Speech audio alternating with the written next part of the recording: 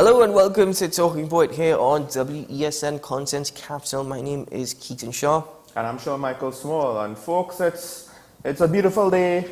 I'm not necessarily entirely sure. That was a bit redundant. But after this weekend, more tragedy has struck. We'll get into that later. Well, in more ways than one.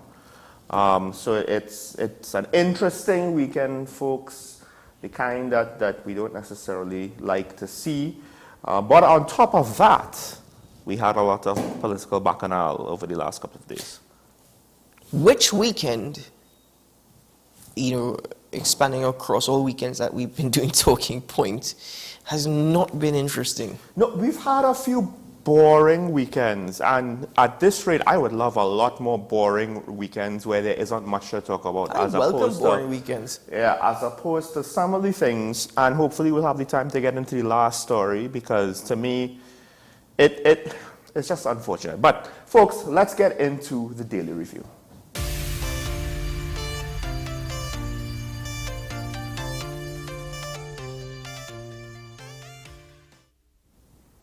Well, we start off with the news that we received yesterday morning. Very, very sad. Well, actually, no, we'll get into that a bit later on. Forgive me. We start off with some very sad news anyway. Yeah, well, it depends on your perception. Yes, and that is the Minister of National Security, Fitzgerald Hines, and a social media post which has now been deleted. In fact, we could take a look at this particular photo from that social media post, because fortunately, when something is posted to Facebook, it doesn't go away that easily. Could we have the photo of Minister Fitzgerald Hines' post? There you go. Why not read that for yourselves this morning? Okay, so I'm not going to necessarily read out the whole thing, but some cliff notes or some highlights. All for the safety. Among those beautiful photos, though, are a few featuring the sour big-time loser, the evil woman from Cypria. Viewer discretion is advised. The filthy rich one from Oropouche, the rum-soaked lout, Miss DeMark, and the skinhead upstart were all there. They appeared for the photo op. These discourteous lost souls remained seated while the entire gathering stood to congratulate Dr. Rowley, and did it bad-mindedly again. Yes. So, I mean, he goes on further. I just found the colorful Could we just keep this post up to, because you're right, let's not get into to reading the entire thing, but seen as from the very fruitful information, very intellectually stirring and timely conference conceptualized by Dr. Keith Rowley, praise for his vision and courage to put this together. Now, listen, Fitzgerald Hines, if you continue like this, we're going to have to tie a rope around you before you get caught any further. You know where I'm heading with this. So seriously, hold back for a moment there, because I don't know if you're just being this suck up in order to keep your job, or for whatever reason it has to be. But put it this way, this is the only thing that you're good at, being a suck up. Furthermore, you go on all the lines that my co-host just mentioned, and I have to repeat this, but this is the quality and caliber of our leaders here in Trinidad and Tobago right now. Well, hold on. I mean, to be fair to leaders in the nation, of which I have known a few, who are much less famous than a lot of politicians, does the Minister of National Security count as a leader? Yes. Really? In some ways. He's a leader in provocation. He's a leader in some very serious, unfortunate, irrational commentary. He's a leader in hypocrisy. He's a leader in honestly setting the bar for the lowest of the lowest standards that you want. And I mean this in how could you be respectful? Hold on. Don't forget he's also the leader of photo opportunities when opening standpipes. Fair enough. No, he's actually leading photo opportunities as a whole. And you know what? This is the thing. He actually deleted this post to social media. But why am I erasing it and resurrecting it once more on Talking Point? It's because I am curious to know. And it goes into my host question of the day, which we will get into later on, is how do individuals like this still have support here in Trinidad and Tobago? We saw this Minister of National Security at a forum at the University of the West Indies. I can't believe you gave him a degree, by the way, if you gave him a degree at all. We saw him at this forum saying that he believes that pornography and movies are a factor as it relates to crime. But you also speak about violence as part of our culture. You also speak about how our systems within the school and the household are breaking down. What nonsense is this as an example that you're setting for people that are watching? I think he doesn't understand that usually economic hardship goes in line with systems of society and family breaking down. Because the stress of not being able to afford rent or afford food compounds perhaps the abusive behavior of a parent, or systems not necessarily giving you opportunities because they don't have opportunities to give you. So it's very narrow-minded to try to say all the things. And again, it shows that what he says is just based off of convenience. I want to disagree with something in the moment, so it doesn't matter if I'm being a hypocrite. If I'm contradicting myself down the line, I'm just going to say whatever I need to say in the moment. People won't remember. And this is the thing. He has to cause a distraction from his shortfalls, from his inefficiencies, from his inactiveness, from his incompetence. Even the Prime Minister, the one thing that I disliked extremely in the Prime Minister's address at the symposium was the cover he was trying to set up for the Minister of National Security. Furthermore, I go back to the example that Fitzgerald Hines is setting, because I could allude that you're also pushing this level of violence and hatred in our society by these posts. So you as Minister of National Security, it's not your duty and responsibility to formulate a crime plan, but it's absolutely my responsibility to spew this level of hatred. Again, how are you a minister? I received, it was circulating on social media, Fitzgerald Hines, his brain was for sale, and I thought, what an absolute insult. You really going to try and sell his brain? You can't even give it away. Nobody will even thief it. Nobody wants it, because this man is empty. This man is clueless. This man is full of hate. And Trinidad and Tobago, I ask you, to all the people that go on social media and put heart reactions next to his post, I ask you, what are you thinking? How are we still supporting this man? How have we as a nation allowed this individual to remain there? And I question the Prime Minister every day on decision makings, but none more than the fact that he wakes up every morning, he looks at us and says he's confident that he has done his job, and yet still Fitzgerald Hines is in this position. I would just like to know, why is it that the government does its job, but yet we have so many problems? And it's not as though any independent voice is singing praises about decisions. Yeah, you'll get some, okay, this looked okay, this is hopefully will take, but we don't actually have any clear-cut, oh, this is going in a good direction with regards to crime, with regards to education, with regards to diversification, with regards to food security, with regards to digital transformation, with regards to energy security.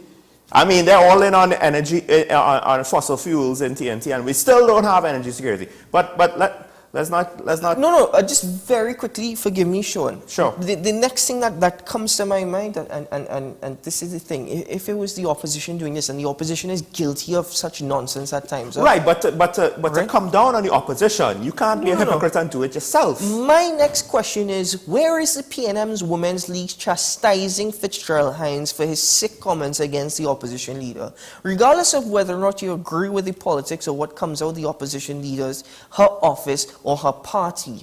I am no fan of it. I don't agree with it. I think it's time she removes herself from the equation. But where is the PNM Women's League defending a woman, defending the opposition leader, defending the first female prime minister from such nasty comments? Well, because at the end of the day, it's... And why Fitzgerald Hines deleted the post? Why? Well, exactly.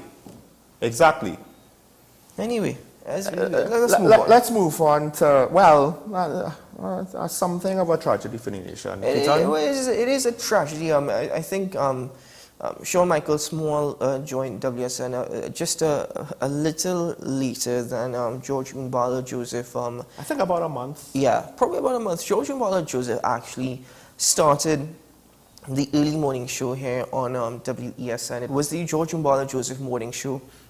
And then that went into Bread and Butter, and then that went into AM Prime.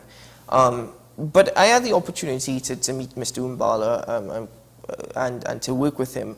And a well-spoken individual, a man of many opinions, and a man of great language and of great character.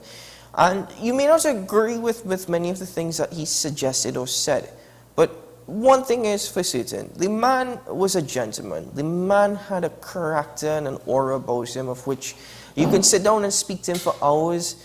And it's unfortunate yesterday morning that we learned of his demise at the age of 84 years old. We're not sure exactly what transpired in terms of what took his life, but the story surrounding his death is absolutely tragic. And again, I say it's not just Mr. Umbala, who he was fondly referred to, who faced such a situation, but once more it was highlighted. He was admitted to the St. James Medical Complex on Tuesday, spent 3 days under a tent on the hospital's compound along the Western Main Road before being warded. He reached out to a fellow media practitioner to highlight his plight. He says that he continued to be subjected to the heat, and the heat has been scorching these days. Fumes from passing vehicles, the portable toilet, which he was unable to use due to his limited mobility. He at times was forced to relieve himself behind the tent. Now, even in these moments, he went on to say, I'm not complaining because I'm not expected to be treated better or different.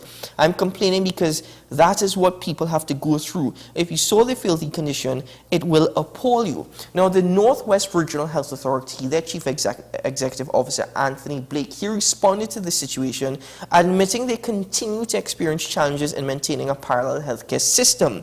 He acknowledged that staff members were struggling with the lack of capacity for patients admitted via the accident and emergency, and they strive to follow a policy to facilitate those suspected of COVID-19. Okay, usually you would accept this, but the family of Mr. Umbala came out and said his PCR test returned negative. They couldn't understand why he was in a tent, in the heat, having to inhale car fumes, having to relieve himself behind a tent, and based off of this story, we're still not entirely sure what led to his demise. More importantly, yes, I understand we're still in a pandemic, but for the most part, society's opened up. So really and truly, at some point, your protocols are especially if you had a positive test, fine, I understand that. Have something to treat with that. But don't have it be, well, no. We're going to section things off, and if things aren't available, because we have to be ready for a next wave of COVID that there's no indication for coming around the horizon while people are currently suffering. The thing with triaging is you do it in the moment. You are responding to the conditions as they happen. You don't say, well, you know what, we need to leave some beds aside because we might have worse people off, right? And then you have unused capacity in the middle of a crisis. So during COVID, yes, you make hard decisions, you do what you have to do because it's running rampant. Now it's different and you have to adjust your thinking. And it sounds as though they didn't adjust their thinking, and then I could add more colorful language as to why they didn't adjust their thinking. Even on his deathbed, he kept saying, I'm not complaining because I don't expect to be treated any differently. And this is something he always spoke about. Did he know he was on his deathbed? I don't think he knew he was on his deathbed. And this is why it pains me to try and figure out exactly what happened. Mr. Umbala, listen, you were a man that really fought to raise and highlight the conditions across Trinidad and Tobago, and the same things that you complain about, well, you fell victim to, and we're really sorry. But for me, it was a pleasure having met you, a pleasure having to get to know you in the time that we spoke and we worked together. And honestly, sir, rest in peace. The unfortunate thing about the situation is COVID has taught us how fragile human health could be. We should have known better than to subject an elderly gentleman to these sorts of things. And this is not the first time I've heard of public health causing the death of someone that appeared, at least on the surface, unnecessary.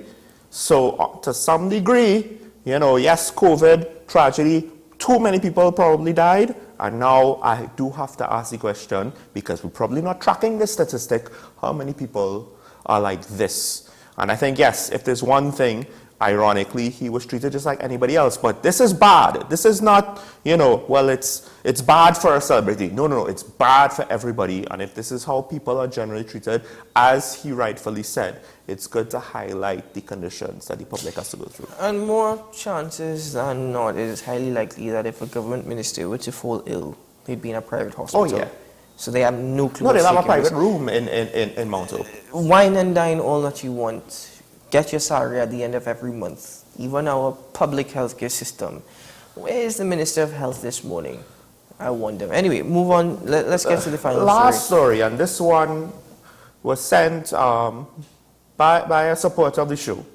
And essentially, it is the fact that a man and his 2 sons were murdered after repeatedly making reports to the TTPS over a land dispute and threats of violence over a land dispute. And they weren't all killed at once. This was in Blanchardshire? This was the situation in Blanchardshire.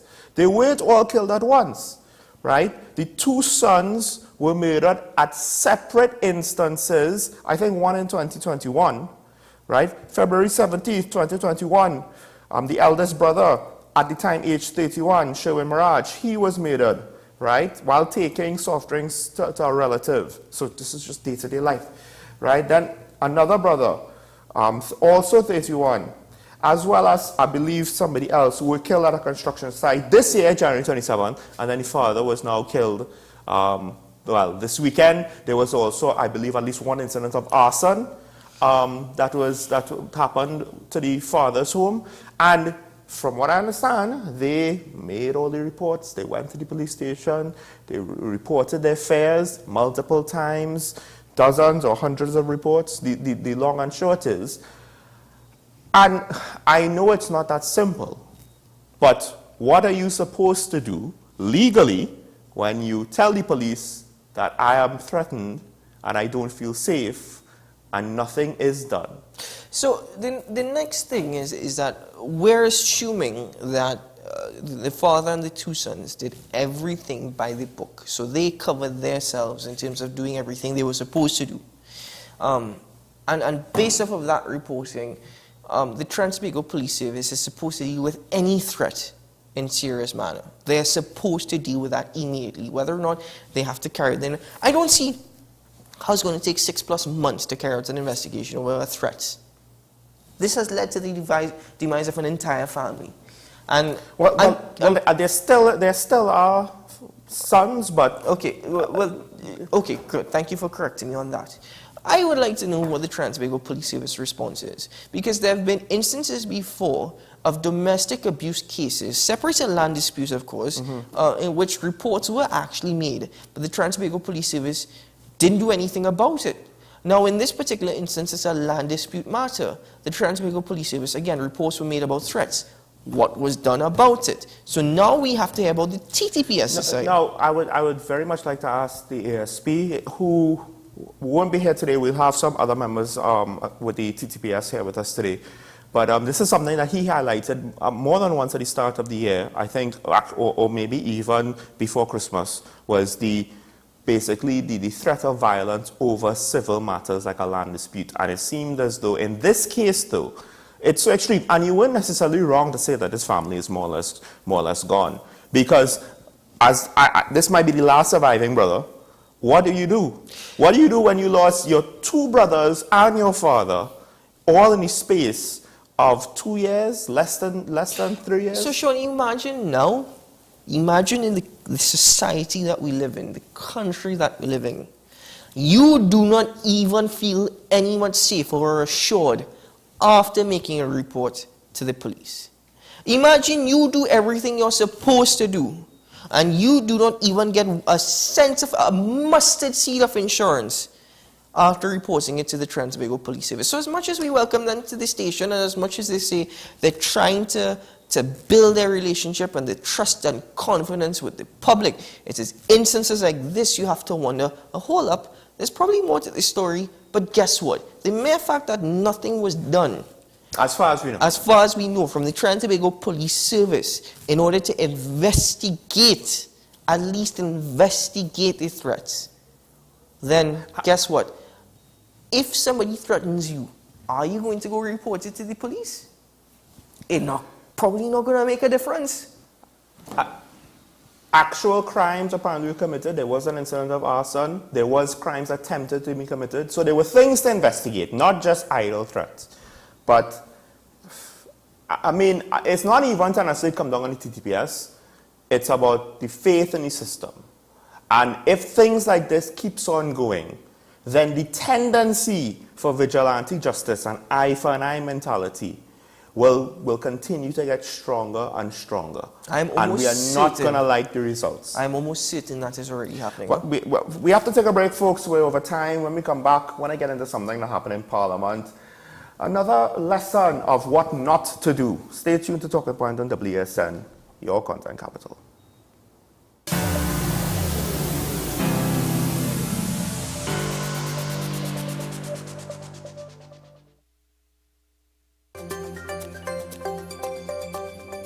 Balancing your career and work with your personal life is a struggle. I thought it was a good example I was setting for my kids. So they would see hard work, perseverance, long hours pays off. But I never felt like I could have achieved enough. It was never enough. A lot of people, because of those trauma and original sensitizing events and how we were brought up, we tend to put ourselves last. We tend to put other people first, work first, other people, and we tend to put ourselves last. And that is a recipe for disaster. What's Up, Doc? Every Tuesday and Thursday on WESN, Content Capital. Every word, every line, every paragraph depicts a real moment in someone's life. A father, a sister, a mother, a brother. We at Newsday are dedicated to you, the people, and through independent, unwavering journalism, strive to always bring your stories to life. Because your stories are more than just words. Newsday, independent and credible. Knowing how to tell authentic is as easy as 1, 2, 3. Find it, match it, search it. Step 1. Find the style number on the tag. Step 2. Match the style number inside the jersey with the number on the tag. Step 3. Search it. A quick Google search of the style number will verify the jersey is authentic when the search results match the jersey being searched. Don't be fooled by counterfeit jerseys. Before you buy, remember to find it, match it, search it. Fan Zone, 2 locations nationwide. Center City Mall, Chaguanas and Movietown, Port of Spain. Nationwide delivery available. The issue, the continued rise in the price of flour and its impact on the cost of living in Trinidad and Tobago. How should we go about it? I want to ask you what has been revealed to you about the state of vulnerability in the country because of this exercise and because of what we're going through. Is the government losing the war on the vaccine front? The discussion should revolve around the common good for the greatest number of people in Trinidad and Tobago. How do we inculcate a sense of respect and regard for people who may not be of your own political ilk or persuasion? The communities are now being used by political opportunists. So when the tables are turned, it's the same way. Okay, this has been 10 questions. I'm Andy Johnson, and we'll see you next time.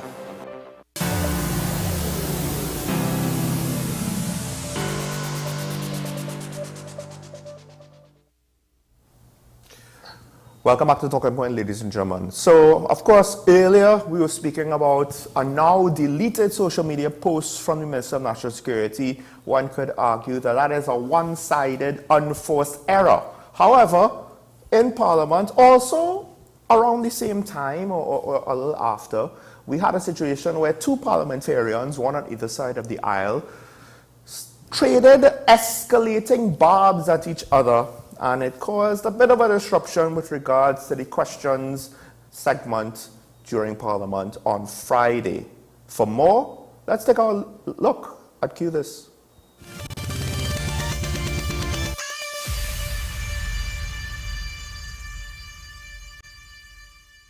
When they will be actually implemented by WhatsApp. in the constituency of Couva South? Minister. Madam Speaker, I'm sure the member for Couva South is fully cognizant of all the activities taking place in his constituency. And that being said, Madam Speaker, the drilling of those wells have already commenced, and I expect them to be completed in 1 month's time. Madam Speaker, given the Road Apple's response of the Minister of Public Utilities, could the Minister indicate if he's aware that the areas I have referred to, constituents are waiting for a pipe-borne water supply in excess of 15 days consistently for the last year? The Water and Sewage Authority made a number of publications and public statements with respect to its inability to provide some of the water to the affected communities in the constituency of Couva South. A lot of the areas being mentioned are fed off the Salcott plant, which has reduced its production capacity as a result of challenges on that plant by 3 or 4 million gallons of water. And when you have those challenges taking place outside of WASA's control, Madam Speaker, it impacts upon the authority's capacity to adhere to the schedules in those areas. Minister, taking into consideration the current state of affairs and that apparently WASA has collapsed under your tenureship, could you really indicate, or are you satisfied that constituents in the areas that I have referred to has to rely on a truck-borne water supply? Madam Speaker, let me say that WASA has not collapsed. The UNC has collapsed and collapsed long time ago.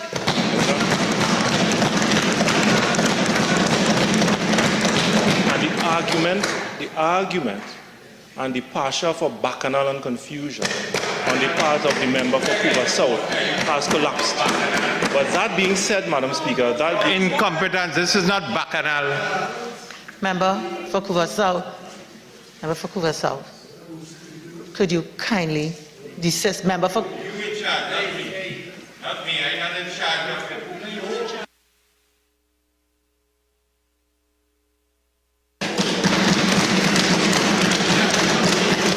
Member for Couva South. Member for Couva South. I would ask you, having asked your question, after the response, if you can go outside, take a little 5 minutes and come back in. You deliberately put on your mic to say what you had to say. And you know that's not proper. All right? Madam Speaker, I will leave the chamber, but under what standing order? Member, I am sure you don't mean that, but I also know that you're quite an experienced member, and therefore maybe when you go outside you'll find my authority. Please don't let me exercise it further. I am Member for Miaro. right to speak. Member for Miaro. Thank you, Madam Speaker. Question number 108, the Minister of Public Utilities. Minister of Public Utilities. Thank you very much, Madam Speaker. Member for Couva South, I am trying my best to deal with you in the fairest of manners. You said you will go outside. Maybe then you will collect yourself and be able to come back and carry on with the decorum demanded here. I understand your passion, but please, maybe outside you'll be able to contain it. When the Speaker has to be the voice of reason, which is an ironic statement, to say the least, things might just be getting a little bit out of control. Now, technically, by my count, the first barb was so minor, Keita, and it came from the Minister of Public Utilities himself, when in response to a question for information, the Minister said, well, it's something to the effect of the MP should know or would know of everything that goes on to his constituency. Nothing to really, get upset about. Just a little gamesmanship. But then the member for Couva South, he used the term road apples, which, for those who are not aware, is basically a polite way of saying horse manure. And things de-escalated from there. Yes, I understand. He also then said WASA collapse, and one could say that's a provocation to the minister. But the minister, in my estimation, should have known better and not continue to fall on you know, if somebody is doing something wrong, don't say, well, you know, he did it, so can I. And I am disappointed on both sides as the behavior just de-escalated as they continue to trade insults. You know, honestly, I didn't see anything wrong with the Minister of Public Utilities' response. In any healthy debate, that is absolutely fine. I don't see the need for road apples. And if you looked to the right of the Honourable Member for Couva South, he's you see Khadija Amin laughing, right? Khadija Amin laughing. We honestly mustn't encourage this nonsense. So there was no need for that on the part of the MP. But you see, the level of decorum that they have, again, I keep going back to the fact that they don't understand the privilege they have in sitting in such a sacred chamber. They don't understand the privilege of their position. And you are getting up to shout. You're deliberately turning on your mic in order to continue the provocation. If you have a point to get across, if you did not want that level of a rebuttal from the Minister of Public Utilities, there's no need in the first place to instigate it by using the term road apples. Yes, road apples was where things went south. So to me, the majority of the blame lies on the Honourable Member of Parliament for Couva North. Furthermore, again, in my opinion, it's not me trying to be hypocritical. I don't see anything wrong with the response from the Minister of Public Utilities. But I can't believe this. I give kudos, and I don't often do this, to the Speaker of the House, Bridget George. I, on many occasions on this platform, I am the one who has been critical of her handing up the House. And honestly speaking, she handled it well. She did well, and you continue to do that. You set the example, you set the tone. Look, I'm only too sorry that the Member of Parliament for Couva North, he continues to shout, even as he's walking out and he's shouting or whatnot. I mean, come on, well, my only thing is, yes, I get it. You don't have a problem with the minister's response, but my thing is this. You're saying that the MP said that WASA collapsed. Has WASA collapsed? No. I think it's a minor thing, but it's incendiary. You know, you're putting an idea in people's heads. We haven't necessarily reached there yet. And he does something of the same saying, well, the opposition has collapsed. Has the opposition collapsed? You might say that they're not an alternative and unelectable. That's not the same thing as saying that they collapse. And I think it seems minor, but these sorts of like exaggerated language, that's how we go to things getting escalated further and further and further down the road. The quality of debate and the quality of jargon utilized in debate is not what it once used to be. I think Patrick Manning and Bastio Pandey were a standard that even today we long for, we wouldn't see again. But in the context, given where we are and what we've seen previously, I still, in my opinion, think that hold on. You haven't seen it all, because of course the member for Couva South, he comes back to applause from his colleagues. They continue with questioning. The Minister of Finance was under fire. He made his responses. Typical parliamentarian opposition questioning government stuff. And then the member proceeded to have another question for the Minister of Public Utilities. So we have a second shorter clip, if we could take a look at this.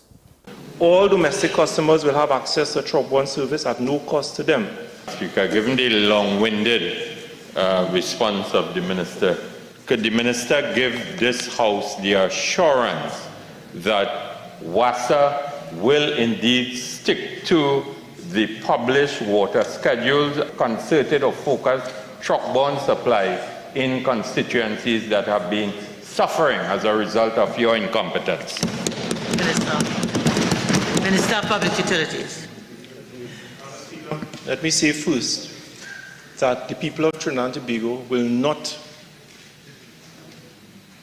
agree with the Honourable Member for Couva South. As a matter of fact, Madam Speaker, if we have to see incompetence, we can just look at the conduct of the member for Couva South. That is, his conduct in Parliament is the epitome of incompetence as a member of Parliament. And that being said, Madam Speaker, that being said, let me say. So it continued. And again, my issue, of course, is the disruption, because now instead of debating you know, how do we get the water supply situation under control? How do we expose government problems? How do we maybe work together? It turns into, how do I win this argument against that guy? Well, very quickly. First of all, I apologize. I kept saying Cuba North, it is Cuba South. My apologies for my mistake. It all happens. Yeah, furthermore, Rudranath and Dar saying the irony of him saying that somebody's being long-winded. That is very true. I had to edit his stuff for time as well. The irony, but anyway, again, no need for that. I think the issues that are being raised by the Member of Parliament is very much valid. Yes. Right? The issues being raised are very much valid. But stick to it. Right? There was no need to go to the incompetence level. Right? And in this particular instance, in the terms of context, Marvin Gonzalez is allowed to respond, but he should not have responded to that extent. Yes. Right? He could have simply said, if we were to speak about incompetence, we can speak about the member's conduct. Leave it at that. Yeah. Right? Simple. So in that particular instance, Marvin Gonzalez could have done better. But overall, I think the lesson that we should take from this, parliamentarians, well, we could only hope, could learn some level of conduct. And again, set an example. Well, consider this. When someone is in a debate and they have run out of things to say on the topic and they are left with only insults at the other person, one must ask the question, how prepared and capable are they in this debate, and how righteous is their cause if they've run out of things to say, right? Because then it's not about the topic, it's about the fact that I don't like the other guy and I want to win the argument. That's all it is. It's just like this, perhaps we're at fault as well, simply because guess what? We're highlighting the behavior and the actions of the members of Parliament when the real issue is people in Trinidad cannot get water for months. But then and again, who's doing is that? Let's take a break here on Talking Point, ladies and gentlemen.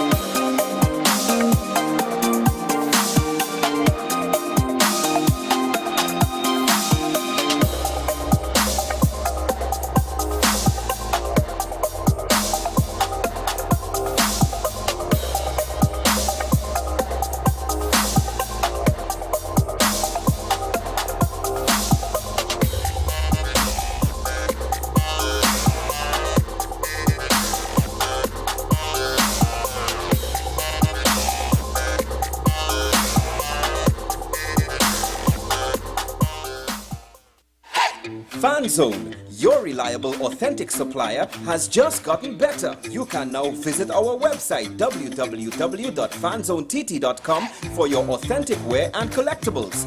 The only place where you can use both your Visa debit and credit cards. Visit our website fanzonett.com to make your purchase today. The best laptops and tablets are at dbesttoys.com. Get a Gateway 14.1-inch Ultra Slim notebook or an HP 14-inch laptop at the best prices in TNT. Get the Fire 7 tablet for $474. You can also shop the latest Amazon Fire Sticks. Call now at 32-DBEST to order or visit us in-store at Forces flagship MacBean. Shop online now at dbesttoys.com. Free delivery available throughout Trinidad and Tobago. Cash or links on delivery. The perfect mix of news, current affairs, talk, debate, mature discussions, comedy and sports. Only at WESN, the content capital. Take some time for yourself or spend some time with the family at Sandy Point Village Hotel. Enjoy our various studio and suite apartments, self-contained with their own kitchenettes and Wi-Fi. We also have our famous 100-foot swimming pool and our beachfront restaurant, the Steak and Lobster Grill. And our location in Crown Point puts us near the center of activity from the nylon pool to the local nightlife. Call us and make your reservations at 639-8533, 389-2378 or email us at sandypointvillagehotel@gmail.com. I am Rondell Donowa, attorney at law and host of Strictly Legal on WESN Content Capital. Strictly Legal is a legal program geared towards informing you, the public, of your legal rights, responsibilities, and remedies. So be viewing Thursdays 10 a.m. to 10:30 a.m. With society plagued by a host of issues, with debates surrounding our urgent concerns falling short, with questions of our future not always being answered, the conversation continues. Join me, Kemuel Pascal, as the voice of the youth comes to life. We will confront the controversial topics of today's world to gain answers that are key for a better tomorrow. One and One with me, Kemuel Pascal. Wednesdays at 10 a.m. Only on WESN Content Capital.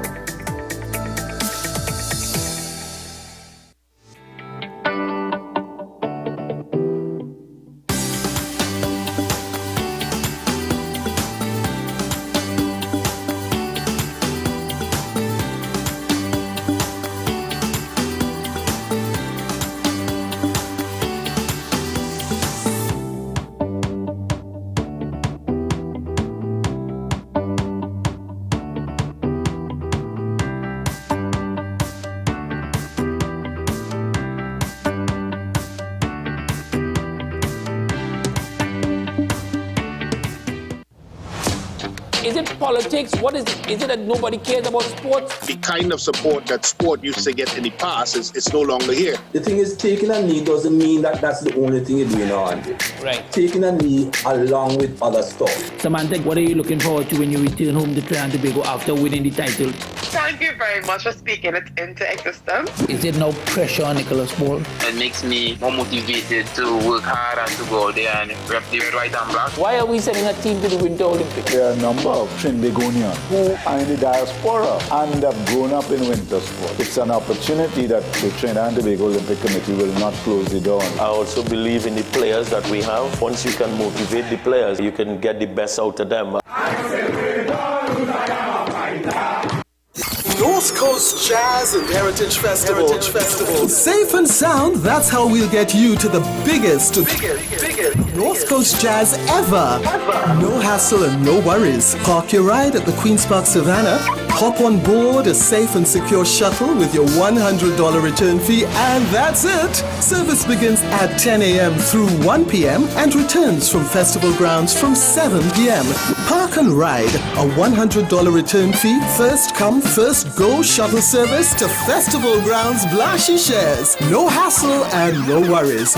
North Coast Jazz, May 27th. Born here, played here. Tickets available at Crosby St. James, Kenny Sport, Extra Foods, Mart's Liquor Palace, 14 Diego Martin Main Road, and WESN, 38 Gattaca Street, Woodbrook. Join me, Sule A. Joseph, as I delve into the day-to-day psychological issues plaguing our society. We will discuss behaviors that encompass the biological influences, social pressures, and environmental factors that affect how you think, act, and feel. Psyched. Thursdays at 11:30 a.m. only on WESN Content Capital. This May, the spectacular event you've been waiting for is coming. May 27th, celebrate amazing. North Coast Jazz and Heritage Festival. Festival grounds, Blashy Shares. Born here, played here. Tickets available at Crosby St. James, Kenny Sport, Extra Foods, Mart's Liquor Palace, 14 Diego Martin Main Road, and WESN, 38 Gattaca Street, Woodbrook.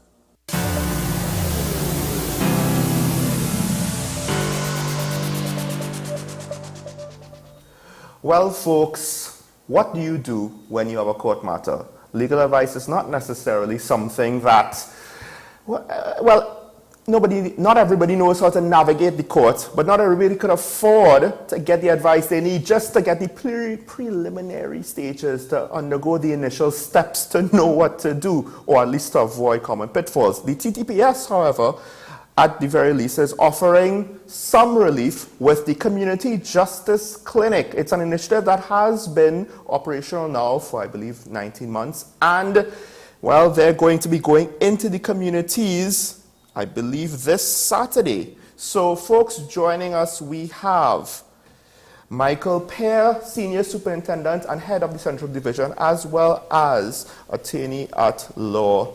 Please, if I hope, Sajina Kadir. Good job. Folks, welcome to Talking Points. Good morning. Thank you. Thank you for having us. We appreciate it. Good morning. So this Community Justice Clinic, could you just, I mean, I actually am not that aware of it.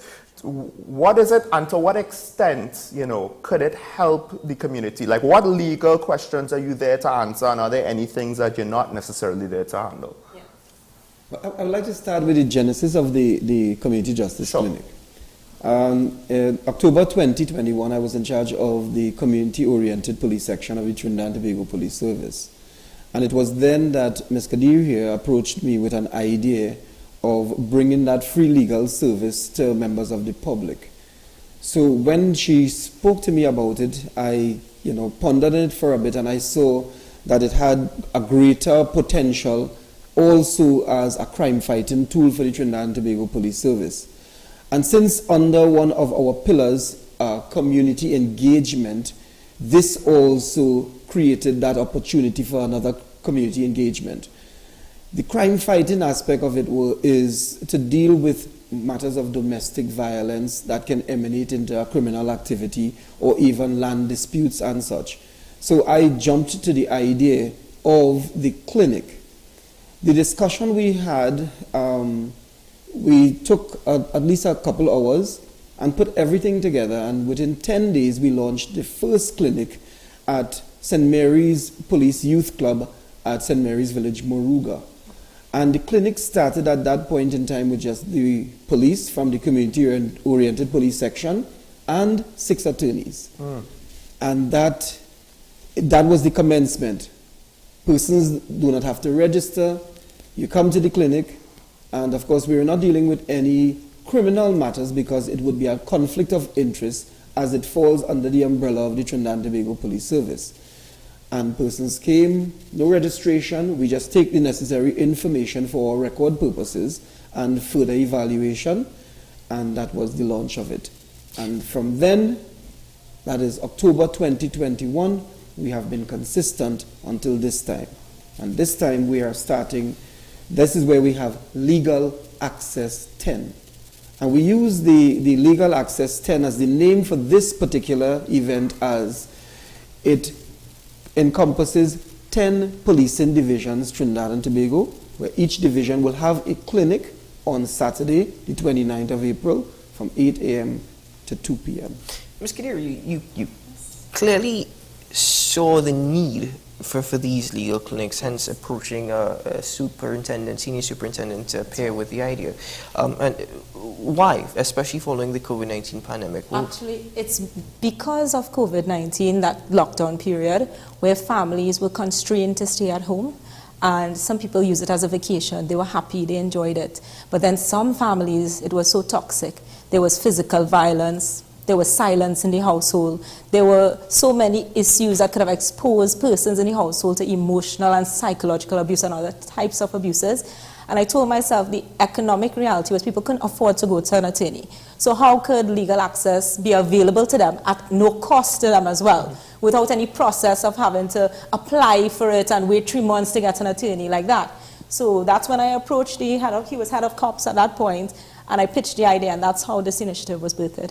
What has been the reception like from the public? Pardon? Over the last 19 months, Yes. what has the reception like been from the public? It has been so warmly embraced, especially by women who are victims of violence. Now, violence has no bias. It could happen to men too, but we see more women have come out.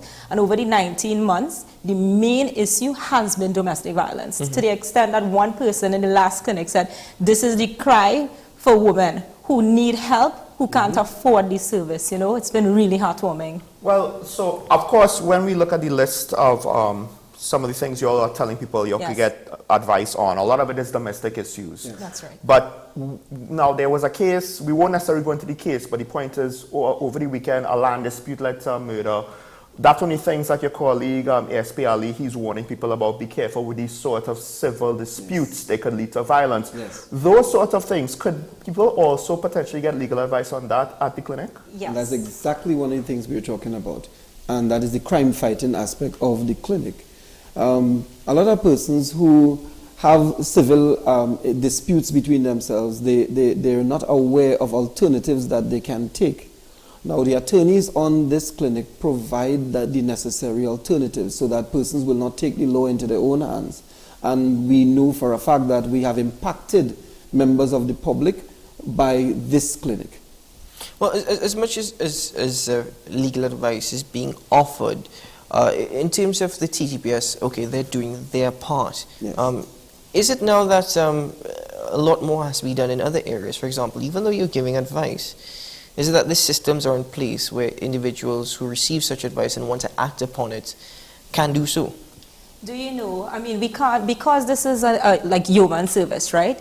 And so many members of the public do attend these clinics, we can't just do all the matters, but we made a decision as a partnership and a team for issues of such grave and sensitive nature with children and with domestic violence. We take it all the way through court pro bono.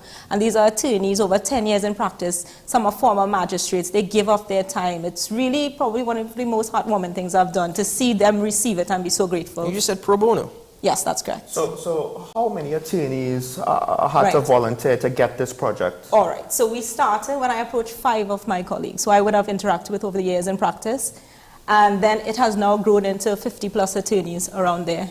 It's a growing initiative. Yes, it is. And people are calling me, attorneys are calling to say, can I just join this initiative? My means of giving back. It's really something amazing. Yes. Yeah. Now we have a second flyer that lists the locations, and Superintendent, I don't know if you just want to, there are going to be 10 clinics. Yes. You're going to have them all at the same time on Saturday. Yes, simultaneously. So they're going to have their own team at each location. 10 teams of attorneys, 10 team leads, and 10 simultaneous outreach walks on Wednesday to engage the members of the public, meet and greet, let them know what it is about, rather than just give out flyers and move along. Chat with them, engage them to understand that you don't necessarily have to come to an attorney's office and feel that kind of uptight feeling. It's the attorneys are coming to you in the community. Yes. You don't even have to, if you don't have passage to reach an attorney, we are coming to you like that. Yes.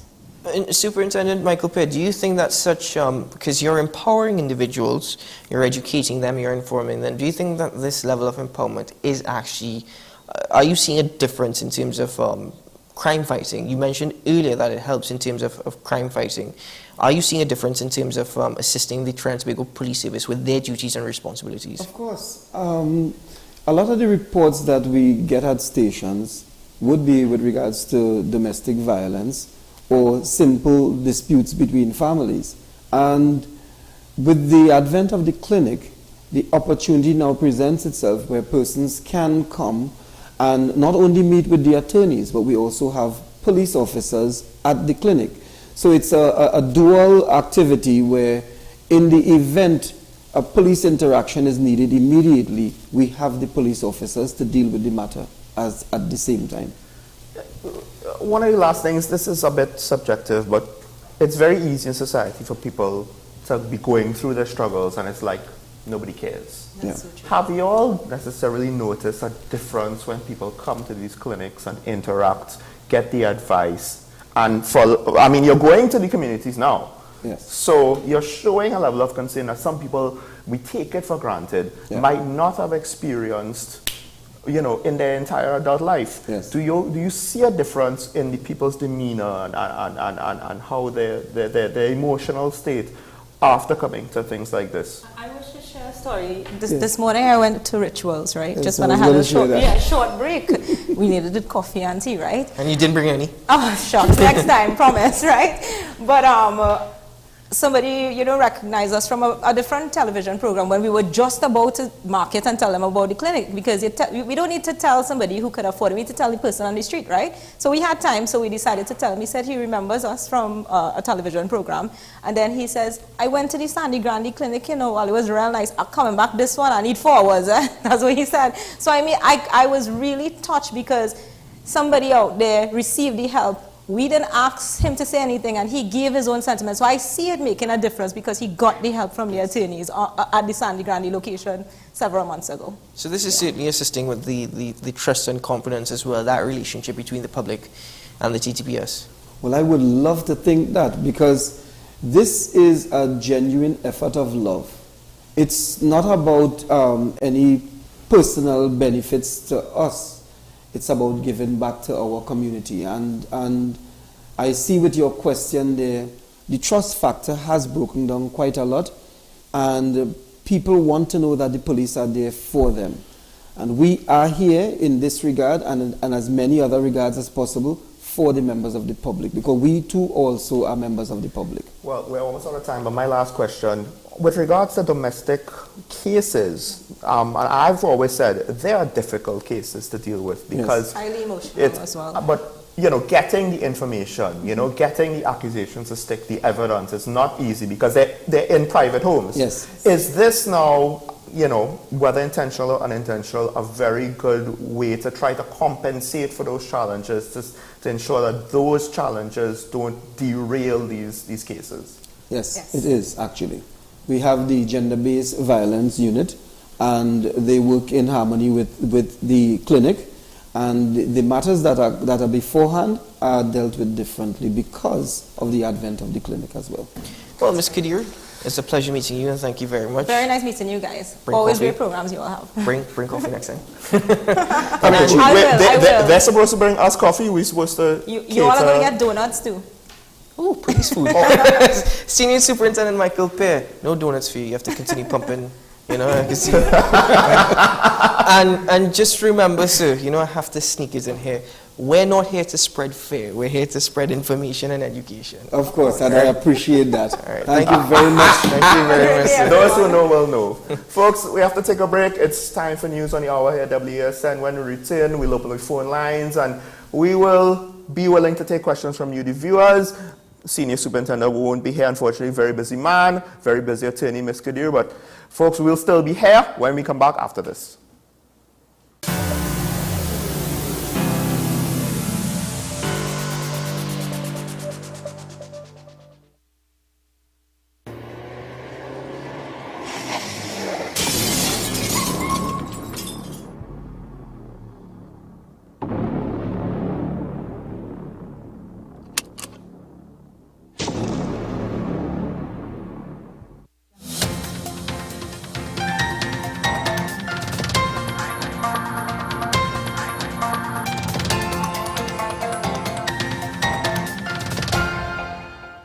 Here's your WESN News on the Hour. I am Denise Martin. Thanks for joining us.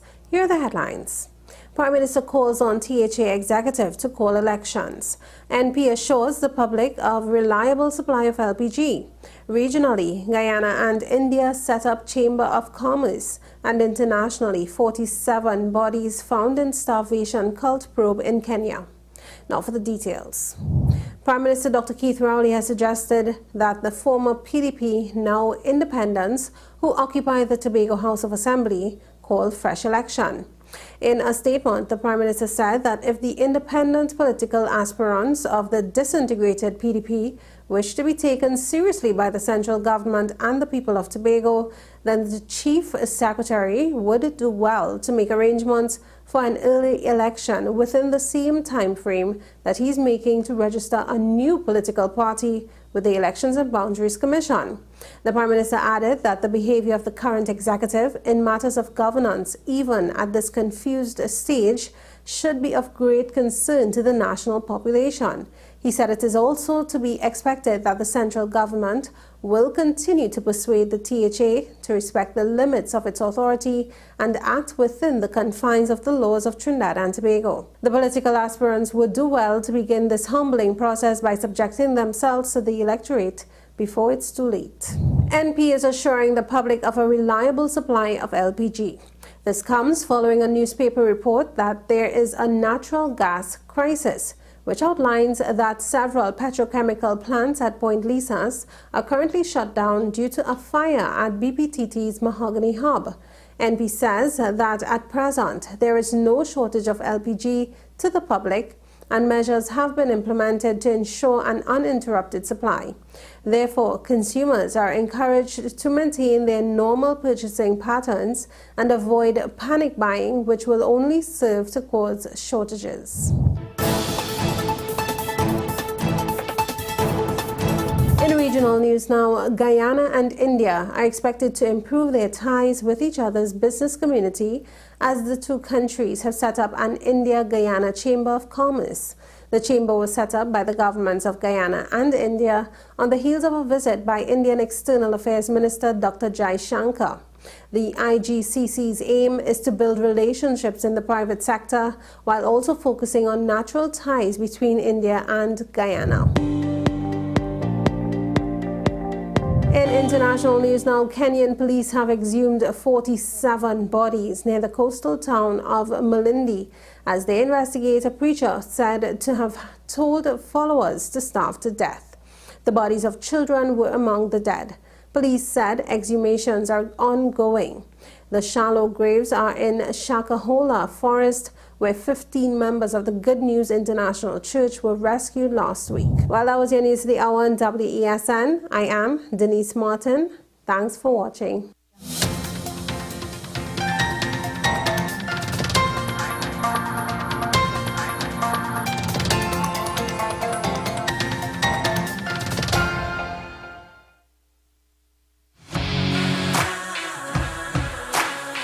Every day, we communicate through stories. Stories of ourselves, our challenges, our goals, our experiences, and our aspirations.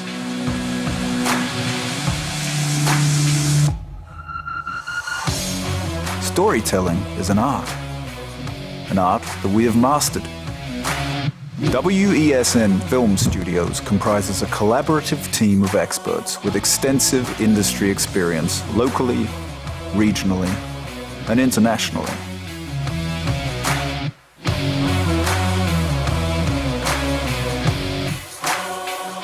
The ability of your business to successfully communicate with your preferred audience depends on the strength of the stories you tell. Your vision should be communicated in a high-quality, professional, and creative way.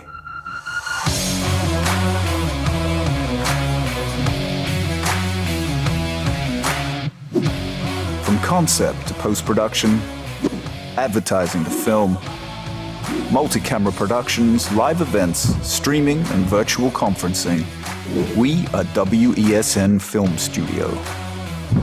Let your own unique voice be heard and your vision realized. Call us today at 628-5835 for your next production.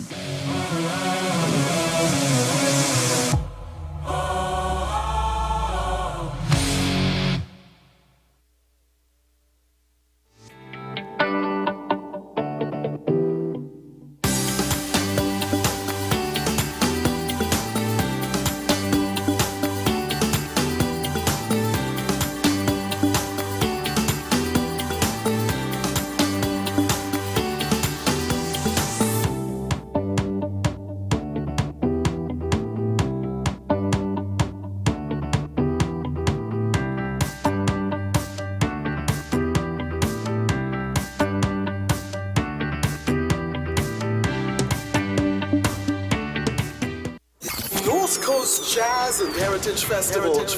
Safe and sound, that's how we'll get you to the biggest North Coast Jazz ever. No hassle and no worries. Park your ride at the Queen's Park Savannah, hop on board a safe and secure shuttle with your $100 return fee, and that's it. Service begins at 10 a.m. through 1 p.m. and returns from festival grounds from 7 p.m. Park and ride, a $100 return fee, first come, first go shuttle service to festival grounds Blashy shares. No hassle and no worries. North Coast Jazz, May 27th. Born here, played here. Tickets available at Crosby St. James, Kenny Sport, Extra Foods, Mart's Liquor Palace, 14 Diego Martin Main Road, and WESN, 30A Gattaca Street, Woodbrook.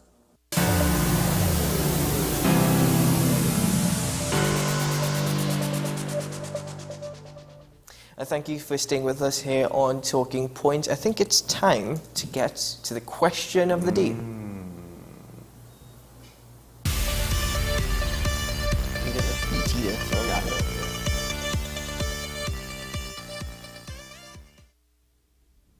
All right, so the question that we're asking this morning: do political parties and politicians strengthen their support through irrational commentary? Well, again, I ask you, do political parties and politicians strengthen their support through irrational commentary? We'll start with this caller from Pity Valley. Good morning. Hello, good morning. Hello? Hello, hi, good morning. Hi, good morning.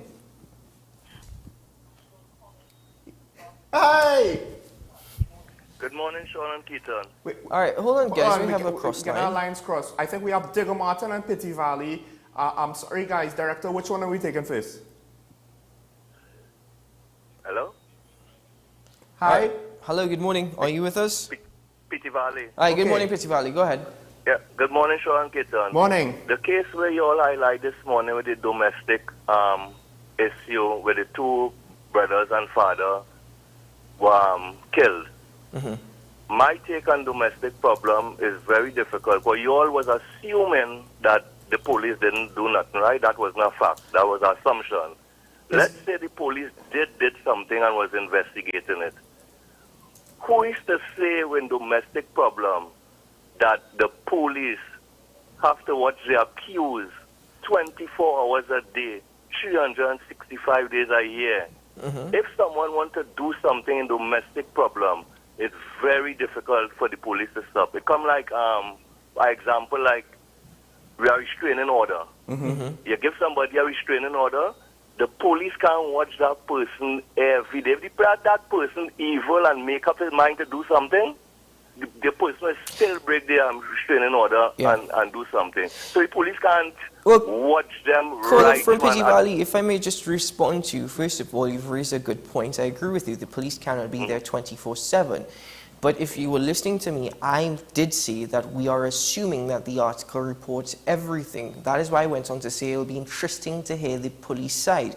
Because I find it very... we was assuming that the police Right, didn't precisely. do And I nothing. also am assuming that this family did everything according to the books. Furthermore, I also think, in my opinion, that it's very hard to believe that it takes 3 years to conduct an investigation. But this is why I said we need to hear the TTPS's side. Caller, the other thing is, yes, I understand. And if I didn't acknowledge the difficulty enough, I understand that it's not a simple situation to deal with. However, 1 murder, that's unfortunate. 3 murders now.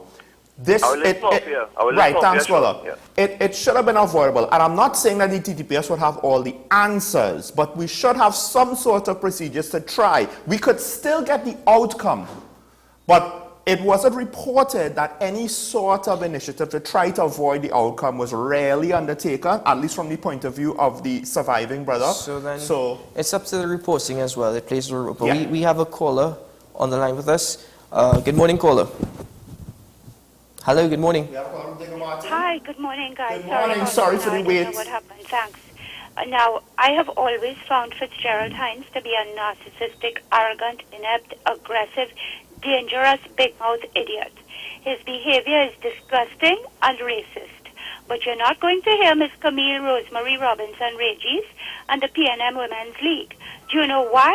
Because some people still feel it's 1960 and it is still okay to denigrate Indian people, particularly Indian women. You could dislike the woman, but to call her a sour, big-time loser, a rum-soaked lout and filthy, he always resorts to ad hominem attacks and continually spews venom just to please himself. You know, and Rowley and his voters keep him there so they could have one more bulldog. This is just despicable and unacceptable. Thanks. Bye. Thank you very much, caller, for your contribution. I agree with you with many of the things that you just said. I try my best from turning it into a racial situation, but honestly, it's very hard to look away from that possibility many a times. So, as the phone lines are open, I ask once more, do political parties and politicians strengthen their support through irrational commentary?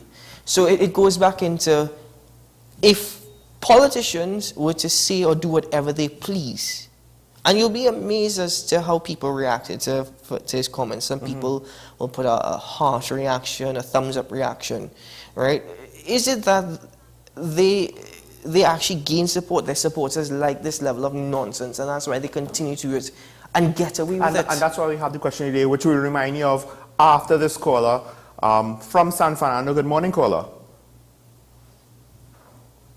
Good morning. I see the question of the day. Of course they do. Gerald Hines, if you look at some of the posts and comments on the UNC side as well, it tells you where our politics is. And in a lot of instances, it's under the gutter, not even in the gutter, it's under the gutter. That's an aside. Looking at the DPP's appearance in front of the JSC paints an even more horrible picture than we thought. I was amazed to listen to that discourse of him and the assistant DPP, to think that this office is, I think it's deliberate by the Attorney General's office to have that office where it is right now, and that tells us we need constitutional reform in this country. We really need constitutional reform, because those are things that have to change. The DPP should not be under the behest of the Attorney General. The Attorney General is a politician, and they need to have some kind of space inside there to have true independence. Thank you, gentlemen. Thank you very much, caller, for your contribution. Good morning, caller from Shagonas. Good morning, gentlemen. Good morning. The answer to your question of the day is obviously no, as it was proven by Donald Trump, when the only people he convinced were people who were going to vote for him anyway. And he wasn't able to get any of the other votes. And although he got more votes than in history in America as president, fortunately Biden got even more than that. And I was listening to Keith Scotland and these illegal occupants of these things here, and I can't understand how he could be a government minister. Right? A member of parliament, yes. How can you expect a government agency to break the law or give first preference to people who go and rush in and squat? You must have a proper policy for public housing, and having people like that don't help. Even worse, I listened to what happened in Tobago, and I asked myself, if the THA was in charge of licensing, do you think Fari's wife would have been charged? And the answer is obviously not. It's a very good question. Because what the problem in Tobago, I've always mentioned, they want power. They don't want responsibility. They ignore most of the laws, they waste the money they get, and they then complain they don't have. And I heard you said over the weekend, listening, that a lot of public officials don't take care of things because if they break it, they don't have to pay for it. That isn't so. If it is a normal course of duty or normal thing, okay. But if you deliberately do that to see what's going on in Trinidad today, or if it's gross negligence, you can be required to pay. And even late last year, this government all right, Professor, thank you. Charge people for that. Thank you very much for your contribution this morning. Have a good day. We hope all as well. All right, caller on the line with us from Cascade. Good morning, caller. Good morning, gentlemen. Good morning. I think the question and the debate is very healthy. in the context of what we have passing as political institutions in the country, i.e. political parties. Mm-hmm. It is unfortunate that the PNM has been reduced to the same level of the other side, because Dr. Williams's party was a party where there was a party school. There was always constant politics within the party, debate and discussion and education. There was always lectures. The great man himself, Dr. Williams, lectured and taught the younger people of the party. People like Errol Mahabir taught the younger people of the party. People like Kamaluddin Muhammad taught the younger people of the party. And so the younger people who came up with not with air between their heads, their ears as we are seeing now, so that many of them are unable to argue as a solid point or to defend a point. And this is why they turn to conflict and confusion and bacchanal. Mm-hmm. What goes on in the PNM is perhaps representative of what is going on throughout the society. And because people are unable to communicate and convince each other about their own positions or the invalidity of the opponent's position, we are resorting to guns and knives and violence. So the politics has a strong tinge of violence right now, even though it seems and it appears to be at this time only verbal violence. Verbal violence is always followed by physical violence. Mm-hmm. And so what we saw in the parliament this morning, based on your own observations, is totally unacceptable. Totally unacceptable. And we've got to find a space in the parliament where those of us who are looking on begin to feel an ease that we are somewhat of a more developed society than we currently display. It is like our carnival.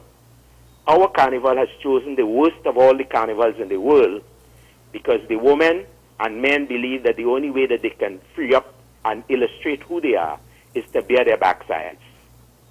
We really want more for Trinidad and Tobago than we are getting from all the people who seek to be examples and exemplars in the context of our developing society. Our children deserve more than what they are getting. Yes. I agree with you. Thank you very much, caller.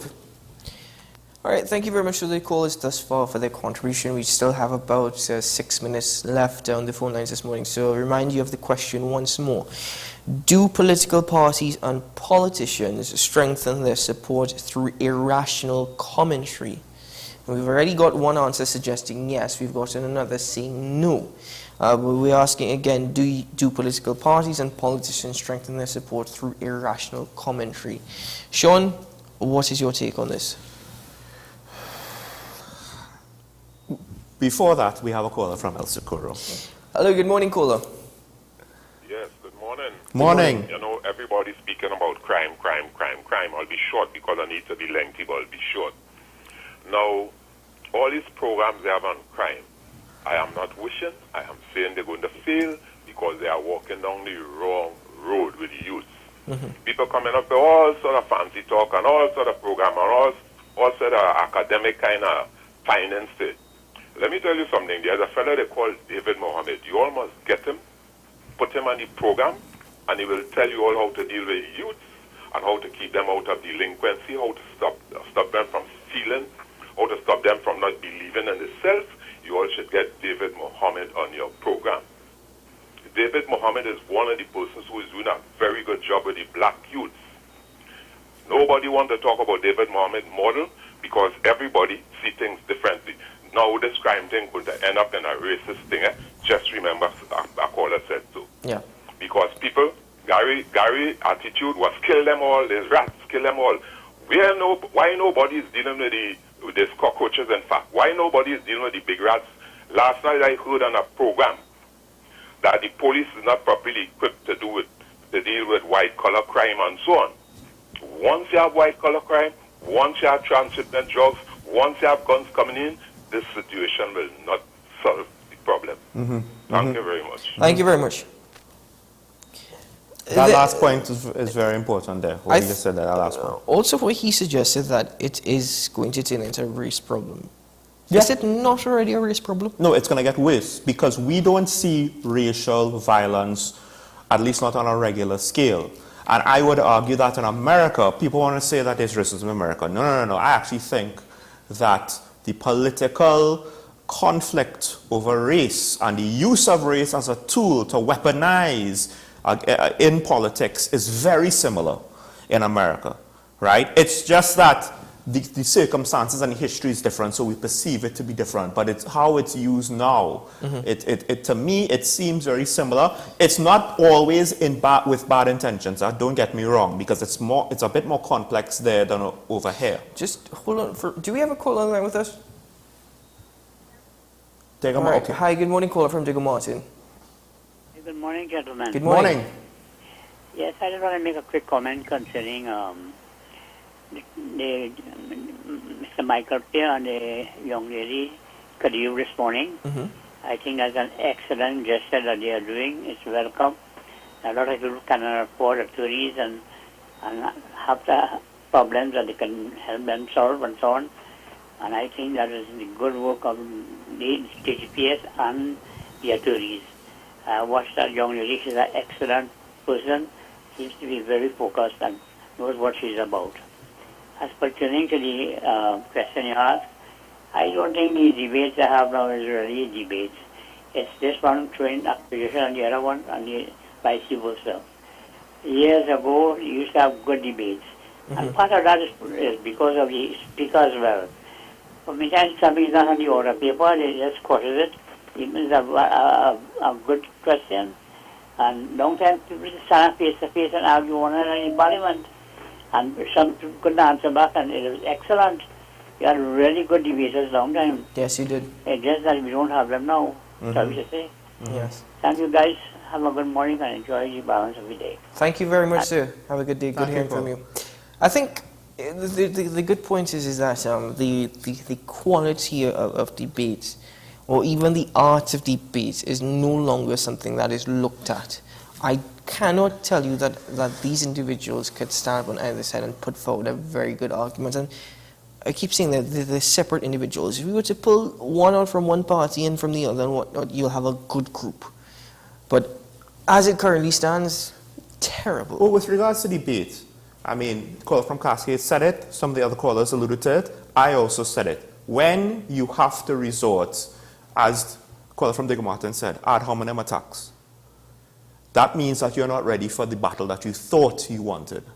That means that you're not capable to win the fight that you thought you wanted, right? You are prematurely going off, and you don't really have much to offer, because these are serious issues, and you have devolved the situation into, well, a personal squabble between two individuals. Why? Why am I supposed to take that seriously? And it happens all the time. And I think, now, to some extent, there are ministers and members of the government who, of course, they're in the government, so they have access to the information, so they are aware of things.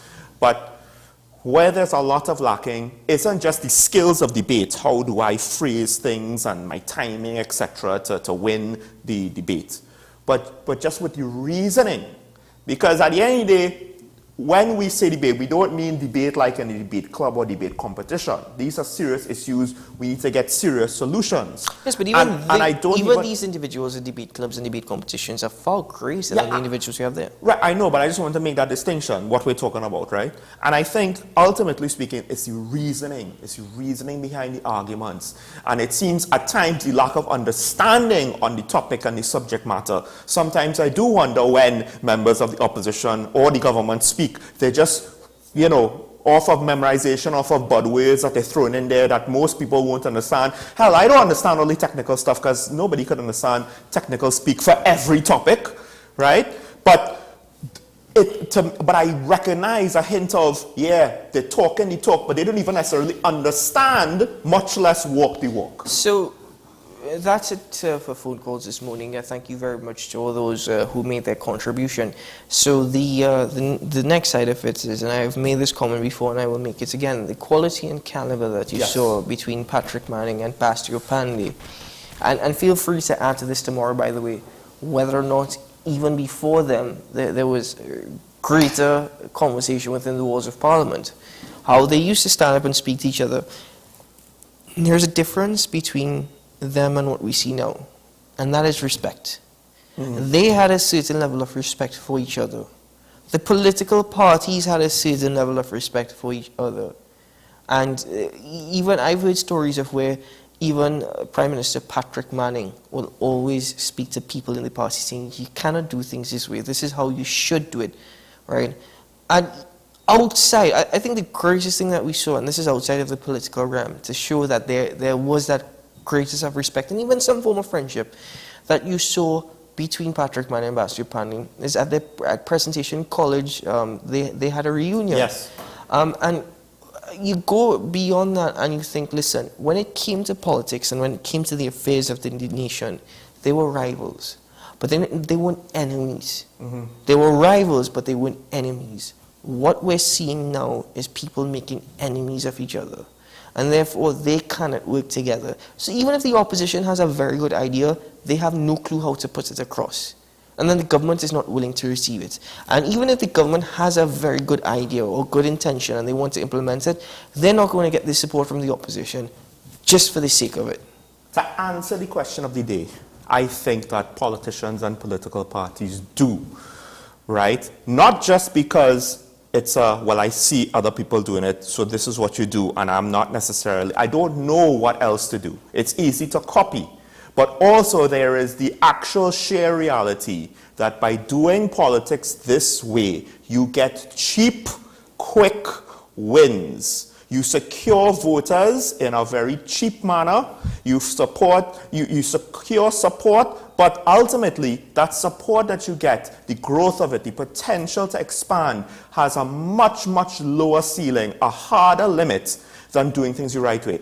What Patrick Manning was trying to advise people to do back then with those statements would be, listen, this is harder, but you do it this way because in the long run, in the long term, your foundation is greater, right? Your reach is greater. Your appeal is greater.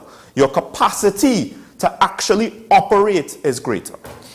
I also firmly believe, and I say this, hoping that some people are listening or taking some lessons from it. To answer the question of the day, I believe they gain mileage, not because of their ignorance. The ignorance, the arrogance, the narcissism is part of the problem, but because of the ignorance of society. Where we are as a nation right now, and it may not be everyone, but there is a great grouping and a majority on both sides out there that appreciate this level of commentary, that encourage this level of commentary. Not because they think any better, or they think any lower, but because that is how they even speak to themselves. That is how they relate to themselves, right? They don't know how to relate any better. So politicians see this, and politicians, rather than correct, educate, and try and encourage growth or something better, they feed this to them. And therefore, you have my support. Well, anyway, that's it actually. Well, one last thing, I just want to point out that the attorney that we had on the show today, Sajina Kadir, she's a very good example of the phrase, ask not what my country could do for me, ask what I could do for my country. And I'll just leave that there, folks. Ladies and gentlemen, that's it for Talking Point, and thank you very much to all our callers for their contribution. Thank you very much to Senior Superintendent Michael Pear and Attorney at Law Sajina Kadir for their appearance here this morning. Sean Michael Small, hope you have a great day. Yes, it actually started off pretty good. Good. Let's keep it that way. Ladies and gentlemen, remember, you can make it a good day. Make it productive. Always be responsible and mature in everything that you do.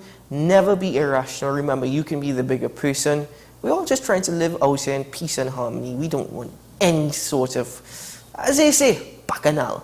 Anyway, have a great day. Today is a good day to have a good day. And should things go good, we certainly hope they do, we'll all see you again tomorrow morning. Bye-bye.